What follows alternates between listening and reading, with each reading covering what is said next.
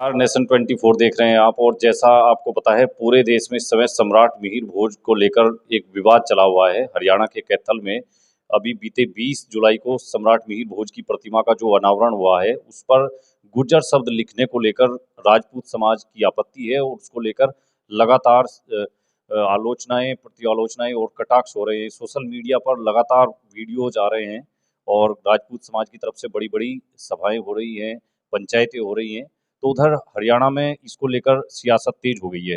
हरियाणा के मुख्यमंत्री मनोहर लाल खट्टर के निवास पर कल एक बड़ी बैठक हुई, जिसमें राजपूत और गुर्जर समाज के व्यक्तियों को बुलाया गया और आपस में उनमें सुलह कराने की कोशिश की गई है। इस पूरे मामले में हम पहुंचे हुए हैं हरियाणा के यमुनानगर में, देवधर गांव में इस समय मौजूद हैं और हमारे साथ बात करने के लिए डॉक्टर ओम सिंह चौहान हैं। वरिष्ठ समाज सेवी हैं, इतिहास के जानकार भी हैं और सामाजिक विषयों पर काम करते रहते हैं। सबसे पहले गुर्जर समाज का जो इतिहास प्रकाशन का कार्य हुआ था, उसमें ओम प्रकाश गांधी जी के साथ मिलकर के इन्होंने काम किया था। उनसे बातचीत करते हैं कि सम्राट मिहिर भोज को लेकर गुर्जर और राजपूत समाज के बीच जो विवाद चला हुआ है, उसको लेकर के वो क्या देखते हैं, कैसे, और इसके बारे में उनकी क्या राय है। डॉक्टर साहब, पहले तो आपका बहुत बहुत स्वागत है। आपका बहुत बहुत स्वागत है। ये जो आपके यहाँ कैथल में सम्राट मिहिर भोज जी की अभी प्रतिमा का अनावरण हुआ और उसके बाद एक विवाद चला हुआ है, गुर्जर सम्राट मिहिर भोज के साथ गुर्जर शब्द लिख रहे हैं इतिहास का प्रमाण देते हुए, तो उधर राजपूत समाज के लोग भी इतिहास का ही प्रमाण दे रहे हैं और वो कह रहे हैं कि वो राजपूत सम्राट थे, एक क्षत्रिय वंश के थे, एक क्षत्रिय सम्राट थे और गुर्जर शब्द नहीं लिखा जा सकता। इसको लेकर के जो विवाद है, इस पर आप क्या कहेंगे? असल में ऐसा है कि जो गुर्जर और राजपूत दोनों जातियां हैं, मूलतः एक ही वंश हैं।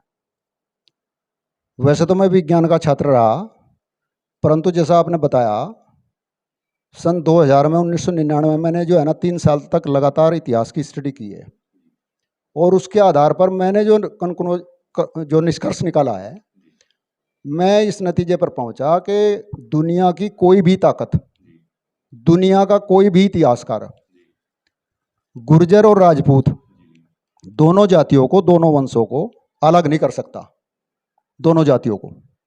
चूंकि इसका क्या कारण है जी? इसका कारण मैं बताऊंगा।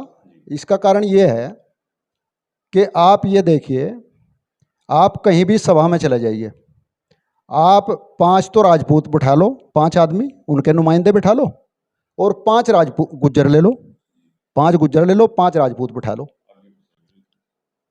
किसी आदमी को, किसी भी दूसरे थर्ड पर्सन को, किसी भी कहो कि इनमें से ये बताओ भाई कौन राजपूत है, कौन गुज्जर है, कोई दुनिया की ताकत नहीं बता सकती। उनकी चूंकि चेहरे की बनावट वही, नाक नक्श वही, उनका वंश चूंकि एक है, उनका खून एक है, उनके जो पैतृक गुण है वो एक हैं, उनकी संस्कृति एक है, तो उनकी सारी की सारी चीज़ें जो है ना वो एक माने जाएंगे। हेरिडेटरी भी, हेरिडेटरी अगर देखेंगे हम, तो उनका दोनों का वंश की दृष्टि से भी वो हाँ एक हैं, बिल्कुल बिल्कुल एक हैं, मूलतः एक हैं।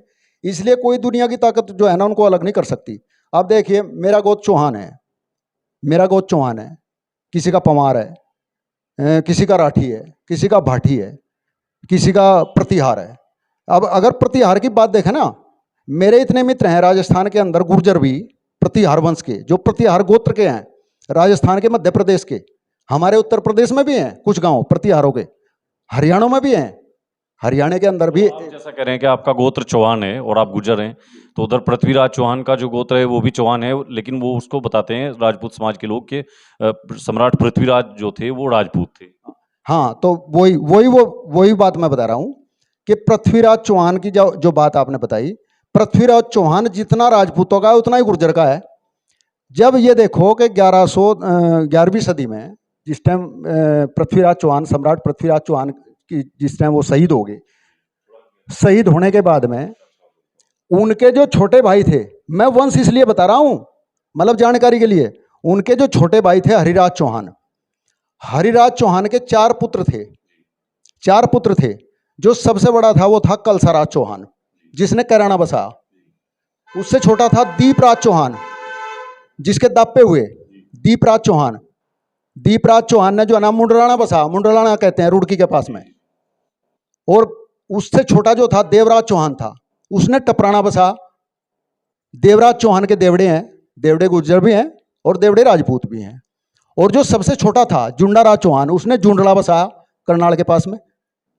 अब वो राजपुत्र था, क्योंकि माँ उनकी अलग अलग थी, माँ अलग थी, दोनों इनकी तीनों की अलग थी, और जुंडाराज चौहान की माँ अलग थी। तो आपका कहने का मतलब ये है कि एक ही पिता की संतान है, बस वो उनके नाम जो है राजपुत्र कहलाए, राजपूत हो गए, और आप गुर्जर रह गए, एक ही वंश है मूल से। हाँ बिल्कुल बिल्कुल, मूलतः जो है ना एक ही वंश है। इसी प्रकार से, जिस प्रकार से सम्राट मिहिर भोज की चर्चा आपने की, सम्राट मिहिर भोज गुर्जर प्रतिहार वंश है वो वास्तव में। अगर हम इतिहास में देखेंगे, इतिहास में जैसा अक्षत्रिय है, अक्षत्रिय एक वर्ण है, क्योंकि 4 वर्ण है ना, वैदिक सिद्धांत के अनुसार 4 वर्ण है। अक्षत्रिय में केवल राजपूत जाति तो नहीं आती। नहीं, राजपूत कहते हैं कि गुर्जर तो शूद्र हैं, वो क्षत्रिय जाति नहीं है। नहीं, ये जो अवधारणा है ना शूद्र की या ओबीसी की जो आजकल चली हुई है, ये क्या है, ये भौगोलिक है और ये राजनीतिक मामला है सारा का सारा, और कुछ नहीं है। मैं आपको बात बताऊं, अब किन्नौर में चले जाओ, इधर हिमाचल में, हाँ हिमाचल के अंदर किन्नौर में जाओ, बिलासपुर साइड में जाओ आप हिमाचल के अंदर, वहाँ राजपूत भी एसटी में आते हैं, और जो ब्राह्मण है वहाँ के ब्राह्मण भी एसटी में आते हैं, शेड्यूल कास्ट, हाँ जी शेड्यूल ट्राइब्स में। देख लो आप किन्नौर हिमाचल में, इतिहास उनका गजेटियर उठा लो, उनकी सरकार का। राजनीतिक वर्गीकरण है। हाँ, ये राजनीतिक वर्गीकरण है और सोशल वर्गीकरण है। सोशली जो आदमी मतलब सामाजिक तौर पर अक्षेत्र के हिसाब से, अब अक्षेत्र के हिसाब से लगा लीजिए उन्हें, या किसी भी राजनीतिक हिसाब से लगा लीजिए, उसके आधार पर वो ओबीसी का और इसका जो है ना वो इन्होंने विभाग कर दिया, इनको भागों में बांट दिया। परंतु देखो, अक्षत्रिय में जो है ना राजपूत भी आते हैं, गुर्जर भी आते हैं, यादव भी आते हैं, जाट भी आते हैं, मराठा भी आते हैं, पटेल भी आते हैं, कुर्मी भी आते हैं, जितनी भी तथाकथित कैलोन है या मूलतः जो बहादुर जातियां हैं। तो फिर राजपूत समाज के लोग मानते क्यों नहीं? इतिहास के प्रमाण देते हैं कि गुर्जर तो क्षत्रिय है ही नहीं, उनके पास कौन सा इतिहास है जिसको बार बार सामने रखते हैं? नहीं, ये इतिहास की बात नहीं है, ये तो मैं बताऊंगा, ये केवल राजपूतों की बात नहीं है।